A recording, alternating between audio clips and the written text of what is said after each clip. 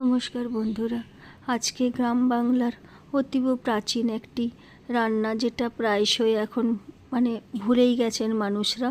তো সেই গ্রাম বাংলার একটি প্রাচীন রান্না নিয়ে চলে এসেছি। দেখতেই পাচ্ছেন আপনারা, এখানে আমি কচুরমুখী নিয়ে নিয়েছি, ডিম নিয়েছি, আলু।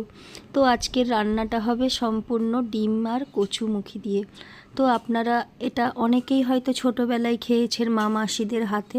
তো আজকে একদম বানাবো আপনাদেরকে সামনেও একদম অন্যরকমভাবে। তো দেখতে থাকুন, একটা লাইক দিয়ে ভিডিওটা দেখা শুরু করুন। ওখানে আমি ডিম আর আলু সেদ্ধ করে নিয়েছি, সেদ্ধ করে লবণ আর হলুদ মাখিয়েও রেখে দিয়েছি। কচুগুলোও আমি কিন্তু ডিম সেদ্ধ হতে হতে ছাড়িয়ে নিয়েছিলাম, তবে কচুটা আমি একদমই সেদ্ধ করব না, কারণ এটা ফ্রাই করেই আমি দেব। অনেকে সেদ্ধ করে নেয়, কিন্তু আমি দেব না। তো আজকে বলবো, যদি কোনো নতুন বন্ধু ভিজিট করছেন, একটু হলেও যদি আমার রেসিপি তাদের মন ছুঁয়ে যায়, তাহলে চ্যানেলটা সাবস্ক্রাইব করে আমার বন্ধু হয়ে পাশে থেকে যাবেন। চ্যানেলটা সাবস্ক্রাইব করলে আর নোটিফিকেশানটা, বেল আইকনটা অন করে রাখলে যখনই আমার কোনো ভিডিও বা ব্লগ ভিডিও, রেসিপি ভিডিও ঢুকবে, আপনাদেরকে সাথে সাথে কিন্তু আপনারা জানতে পেরে যাবেন। সেই জন্যে এই নোটিফিকেশানটা আপনারা অন করে রাখুন। প্যানে সরষের তেল দিয়ে দিয়েছি, আর রান্নাটা পুরোপুরি সরষের তেলেই হবে।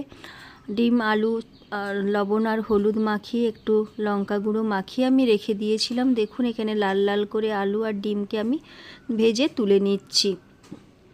পর্যাপ্ত বাঁচা যে তেলটা, সেটাতে আমি এখন কচুগুলোকে ভেজে নিচ্ছি। কচু যেহেতু আমি আগে থেকে সেদ্ধ করিনি, অল্প একটু লবণ ছড়িয়ে দিচ্ছি, আর কচুটাকে আমি সুন্দরভাবে লাল লাল করে কিন্তু ভেজে নেব।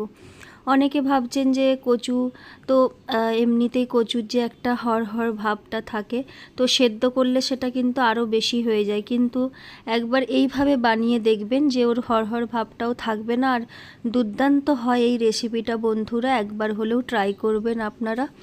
এইভাবে কচুকে যদি না সেদ্ধ করে আপনারা ছালটা ছুলে এইভাবে ভেজে নেবেন, তাহলে কিন্তু ওর যে ভেন্ডির মতন যে একটা ভাব থাকে, সেই ভাবটা কিন্তু একদমই চলে যায়।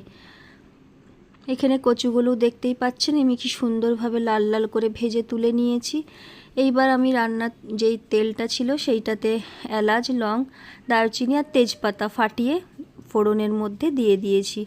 এগুলো একটু লাল লাল করে ভাজা হতেই হতে আমি এখানে পেঁয়াজ কুচি যেটা রেখেছি, সেই পেঁয়াজ কুচিটাও দিয়ে দিয়েছি।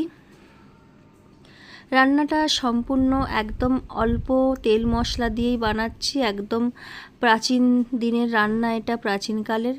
তো সেইভাবেই বানাচ্ছি। তখনকার দিনে কিন্তু মাসিরা এত মশলা ইউজ করতো না। আমি একদম অল্প মশলা দিয়েই এটা বানাচ্ছি।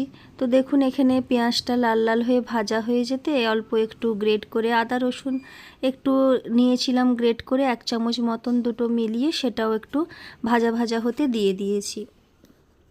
আগেকার দিনে সব বাটা মশলা ইউজ করতো, তো সেই বাটা মশলার স্বাদটা আনার জন্যে আমিও এখানে মশলাগুলোকে একটু গুঁড়ো নিয়ে সেটাকে অল্প একটু গরম জলে পেস্ট বানিয়ে নিয়েছি। এখানে পেঁয়াজ, আদা, রসুন সব ভাজা হয়ে গেছে। এখানে আমি ঝালের জন্য একটু কাঁচা লঙ্কা নিয়ে নিয়েছি, আর অল্প একটু টমেটো কুচি এই তেলের মধ্যে দিয়ে দিচ্ছি। এটাও অল্প একটু নাড়াচাড়া হবে। এদিকে যে গুঁড়ো যে মশলাটা বললাম, সেটার একটু গরম জল দিয়ে পেস্ট বানিয়ে রাখলে, একটুক্ষণ রাখলে কিন্তু ওটা ভিজলে খুব সুন্দর হবে। দেখুন, এদিকে ভাজতে ভাজতে আমি এটারও কিন্তু একটু গরম জলে পেস্ট বানিয়ে নিয়েছিলাম। কিছুক্ষণ রাখার পর এটা একটু ফুলে যায়, আর স্বাদটা কিন্তু খুব সুন্দর হয়ে যায়। আপনারা চাইলে শিলে বেটেও দিতে পারেন, তাতেও কিন্তু স্বাদটা দুর্দান্ত হয়। এখানে টমেটো গলে এসেছে, কাঁচা লঙ্কাটাও ভাজা হয়ে এসছে। এই পর্যায়ে আমি কিন্তু ওই মশলা যে বাটা পেস্টটা আমি বানিয়ে রেখেছি, সেইটা আমি এখানে দিয়ে দিলাম। এটা ভাজাটা হলে একটু কষাতে হবে, কষিয়ে নিলে কিন্তু খুব সুন্দর। মশলাগুলো আমার এমনিতেই সব মিক্সিতেই পাউডার করেই আমি বাড়িতে রাখি, আমি মার্কেটের প্যাকেট ইউজ করি না একদম মশলার।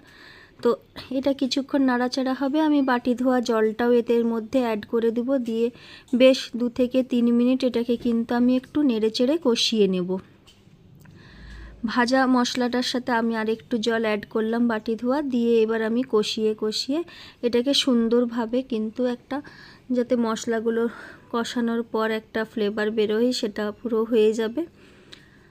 বেশ কিছুক্ষণ কষানোর পর এবার আমি কিন্তু আগে যে ভেজে কচুগুলো রেখেছিলাম আমি কিন্তু কচুগুলো এতে দিব। যেহেতু কচুটা আমি সেদ্ধ করিনি সেই জন্যে কচুগুলো আগে দিয়ে যাতে মশলার মধ্যে কচুগুলো মশলাটাকে অ্যাবজর্ব করে সেই জন্যে কচুগুলো দিয়ে দেব। শরীরটা খারাপের কারণে আমার গলার সাউন্ডও একটু আপনাদের বুঝতে অসুবিধা হচ্ছে, একটু ধৈর্য ধরে একটু কষ্ট করে একটু শুনে নিন। তো আমি চেষ্টা করেছি অনেকটাই একটু ওয়েট করে করে ভালোভাবে দেওয়ার, কিন্তু খুব কাশি চলে আসছে, তো এগুলো একটু ইগনোর করে আপনার ভিডিওটা কন্টিনিউ দেখার অনুরোধ করছি আপনাদের কাছে। এখানে দেখুন মশলাটা কষানো হয়ে গেছে কচুর সাথে। এবার আমি অল্প একটু গরম জল অ্যাড করে দিব। আলু যেহেতু সেদ্ধ আছে তাও আলুর মধ্যে একটু মশলাটা যাবে যাতে মাখো মাখো একটা ভাব হয়ে যায় মশলার সাথে আলুর। এখানে দেখুন আমি খুন্তির সাহায্যে আপনাদের দেখিয়ে দিচ্ছি যে কচুটা কিন্তু কতটা নরম হয়ে এসেছে এই ভেজে এবং কষানোর সাথে সাথে। কচুগুলো সত্যি খুব ভালো। এবার দেখুন আমি পরিমাণ মতন জল দিয়ে দিয়েছিলাম আর আলু আর ডিমও দিয়ে দিয়েছিলাম। কিছুক্ষণ কষানোর পর আমি এখন ফিরে এসেছি 2 থেকে 3 মিনিট আরও কষিয়ে নেবার পর উপর থেকে অল্প একটু গরম মশলা আমি ছড়িয়ে দিলাম। কচু আলু সব কিছুই সুন্দরভাবে একটা পর্যাপ্ত তরকারির যেমন একটা রেসিপি হয় সেরকম হয়ে গেছে। এই পর্যায়ে আমি গ্যাসের ফ্লেমটাকেও অফ করে দিব। আর যেহেতু এটা একটু ঝোল ঝোল হবে, আপনারা যদি লুচি পরোটার সাথে খান তাহলে আরও একটু শুকিয়ে নেবেন, কিন্তু আমি এটা ভাতের সাথে খাবো তাই একটু ঝোলটা আমার রাখাটা প্রয়োজন মনে করেছিলাম। এবার আমি একটা সার্ভিং বলে এটা সার্ভ করে দিলাম। দেখতেই পাচ্ছেন কত কম তেল মশলা ইউজ করে কচু দিয়ে একটা সুন্দর ডিম আলু কচুর রেসিপি হয়ে গেল। তো আজকের মতন আসি, যদি ভালো লাগে তাহলে লাইক শেয়ার কমেন্ট করে দিবেন। আজকের মতন